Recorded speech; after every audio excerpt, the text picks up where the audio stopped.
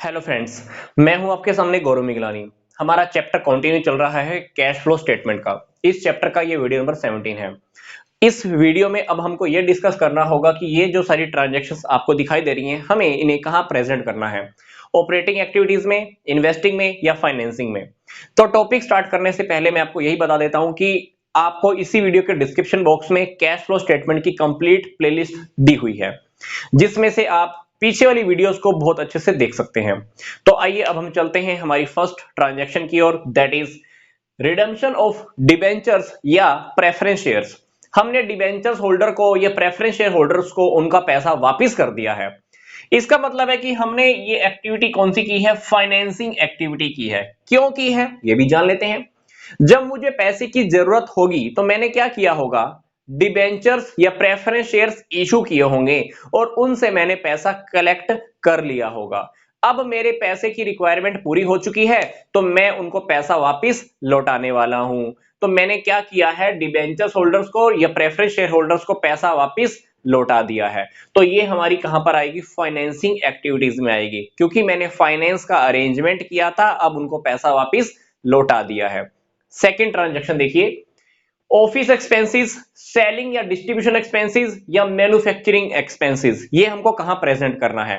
Definitely ये सब आएगा ऑपरेटिंग एक्टिविटीज में, क्योंकि ये जो सारे एक्सपेंसेस हमने किए हैं ये बिजनेस की नॉर्मल प्रोडक्ट को लेकर किए हैं। मान लीजिए हमारा प्रोडक्ट था मोबाइल, हम इस मोबाइल के प्रोडक्ट के अंदर बिजनेस कर रहे हैं। अब इस बिजनेस को चलाने के लिए हमारे कुछ एक्सपेंसेस हुए होंगे, सेलिंग या distribution expenses, manufacturing expenses, office expenses.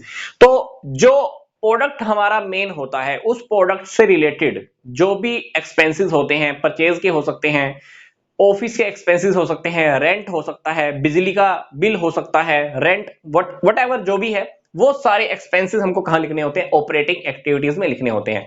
ये सारी बातें हम वीडियो नंबर 7 और वीडियो नंबर 8 में भी डिस्कस कर चुके हैं, तो आप चाहें तो वो भी देख सकते हैं। आगे देखिए third transaction, purchase of goodwill या परचेज ऑफ इन्वेस्टमेंट, या एक आइटम मैंने और लिखी है, सेल्स ऑफ पेटेंट्स। ये सारी की सारी तीनों आइटम्स हमें कहां पे लिखनी होंगी, इन्वेस्टिंग एक्टिविटीज में ही लिखनी होंगी। क्योंकि जब हम कोई प्रॉपर्टी परचेज करते हैं, whether it is the goodwill, whether it is the investment, या हमने कोई फिक्स्ड एसेट्स के अंदर पैसा इन्वेस्ट किया है, तो वो हमारी इन्वेस्टिंग एक्टिविटीज होती हैं। क्योंकि मान लीजिए हमारा बिजनेस चल रहा है मोबाइल में, क्या कोई प्रॉपर्टी खरीदना हमारा बिजनेस था? नहीं। क्या कोई मशीन खरीदना हमारा बिजनेस था? नहीं। क्या किसी कंपनी के शेयर्स या डिबेंचर्स खरीदना मेरा बिजनेस था? नहीं। पर फिर भी अगर मैं किसी प्रॉपर्टी में पैसा इन्वेस्ट करता हूं, किसी और कंपनी के शेयर्स या डिबेंचर्स खरीदता हूं, तो उसको मैं क्या कहूंगा कि मैंने इन्वेस्टमेंट की है। तो इसी तरह से अगर हम अपने पेटेंट्स सेल कर देते हैं तो मैं उसको कहां लिखूंगा, इन्वेस्टिंग एक्टिविटीज में लिखने वाला हूं। आगे देखिए, कमीशन एंड रॉयल्टी रिसीव्ड, ये डेफिनेटली हमारा ऑपरेटिंग एक्टिविटीज में ही आता है, क्योंकि ये हमारे नॉर्मल प्रोडक्ट को लेकर ही है। आगे देखिए, रेंट पेड, मैंने किराया पे किया है। मान लो आपने फैक्ट्री का किराया पे किया, तो फैक्ट्री का किराया आपने पे किया, तो फैक्ट्री किस काम में यूज हो रही थी, डेफिनेटली प्रोडक्ट को लेकर। तो ये रेंट पे करना ऐसे ही है जैसे हमने ये वाली आइटम प्रेजेंट की थी, क्योंकि रेंट की अगर बात करें तो यहां पर इन तीनों में से किसी के अंडर में आ जाएगा। तो रेंट को पे करना मतलब ऑपरेटिंग एक्टिविटीज। आगे देखिए, हमारा बैंक बैलेंस है, बैंक में मान लो हमारा पैसा रखा हुआ है, या क्वेश्चन में मान लो आपको ये दिया हुआ है, short term deposit into bank, या इन्वेस्टमेंट की है आपने, शॉर्ट टर्म इन्वेस्टमेंट की है कह लीजिए, या मार्केटेबल सिक्योरिटीज है आपके पास।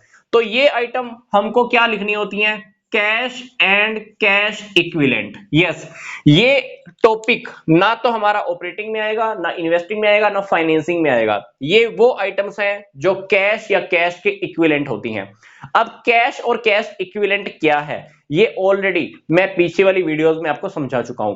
कैश एंड कैश इक्विवेलेंट का एक प्रॉपर वीडियो है, आप चाहें तो वो देख सकते हैं, तो उसमें आपको पता चल जाएगा कि कैश एंड कैश इक्विवेलेंट का रियलिटी में मीनिंग क्या है।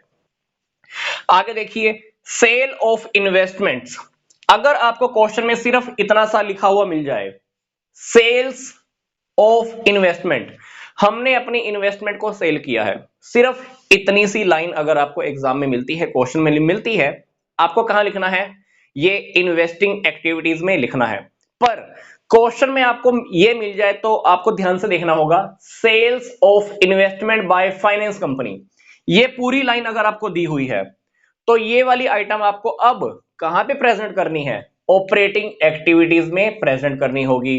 क्योंकि फाइनेंस कंपनी अगर इन्वेस्टमेंट को सेल करती है तो ये इन्वेस्टमेंट सेल करना फाइनेंस कंपनी का नॉर्मल सा बिजनेस हो गया। नॉर्मल बिजनेस फाइनेंस कंपनी का क्या है, इन्वेस्टमेंट के सेल परचेज करना। तो फाइनेंस कंपनी ये डीलिंग रेगुलर करती होगी।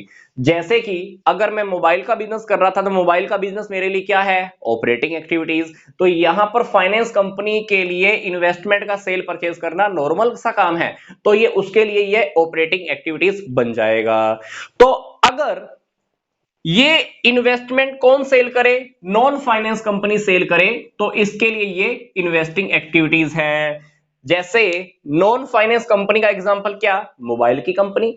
मोबाइल की कंपनी ने अगर इन्वेस्टमेंट के अंदर पैसा लगाया हुआ है, किसी दूसरी कंपनी के शेयर्स खरीदे हुए हैं, किसी दूसरी कंपनी के डिबेंचर्स खरीदे हुए हैं, वो कंपनी, मोबाइल वाली कंपनी अगर उस इन्वेस्टमेंट को सेल कर देती है तो उसके लिए वो कौन सी एक्टिविटी बन जाएगी, इन्वेस्टिंग एक्टिविटीज बन जाएंगी। तो ये सारी बातें अगर आपको अभी भी थोड़ी कंफ्यूजन क्रिएट कर रही हैं तो मैं आपको कहूंगा कि वीडियो नंबर 7, 8 और वीडियो नंबर 11 आप जरूर देखिए। यस, आगे देखिए, इंटरेस्ट रिसीव्ड ऑन इन्वेस्टमेंट। अगर आपको सिर्फ इतनी सी लाइन लिखी हुई मिल जाए, इंटरेस्ट रिसीव्ड ऑन इन्वेस्टमेंट, तो डेफिनेटली आपको ये लिखना है इन्वेस्टिंग एक्टिविटीज में, या डिविडेंड रिसीव्ड ऑन शेयर्स, सिर्फ इतनी सी बात लिखी हुई मिल जाए तो आपको इन्वेस्टिंग एक्टिविटीज में लिखना है। पर मैं अब थोड़ा सा टेक्निकल चेंज कर रहा हूं, ध्यान से देखिए, क्योंकि क्वेश्चन इस तरह से भी आ सकता है जैसे मैं आपको बता रहा हूं, इंटरेस्ट रिसीव्ड ऑन इन्वेस्टमेंट या dividend received on shares bye finance company. अब मैं यहां तक का टॉपिक कंप्लीट कर देता हूं, ध्यान से देखिए। फाइनेंस कंपनी को इंटरेस्ट या डिविडेंड रिसीव हुआ है। अब फाइनेंस कंपनी के लिए यह नॉर्मल सी बात है, रेगुलर रूटीन की बात है। तो फाइनेंस कंपनी को यही टॉपिक अब ऑपरेटिंग एक्टिविटी में लिखना होगा। अगर वो फाइनेंस कंपनी नहीं है तो डेफिनेटली मैंने आपको आंसर ऑलरेडी बता दिया है, कहां लिखोगे, इन्वेस्टिंग एक्टिविटीज में लिखने वाले हो।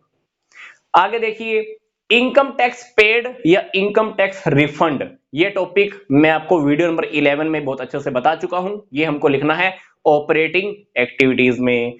आगे देखिए, रेंट रिसीव्ड, अगर आपको क्वेश्चन में सिर्फ इतना सा मिल जाए, रेंट रिसीव्ड, इसका मतलब है कि हमने किसी प्रॉपर्टी में इन्वेस्टमेंट किया हुआ था, वो प्रॉपर्टी आपने मान लो किसी को किराए पे दे रखी है, वहां से आपको रेंट रिसीव होता है, तो वो डेफिनेटली आपके लिए एक इन्वेस्टिंग एक्टिविटी है।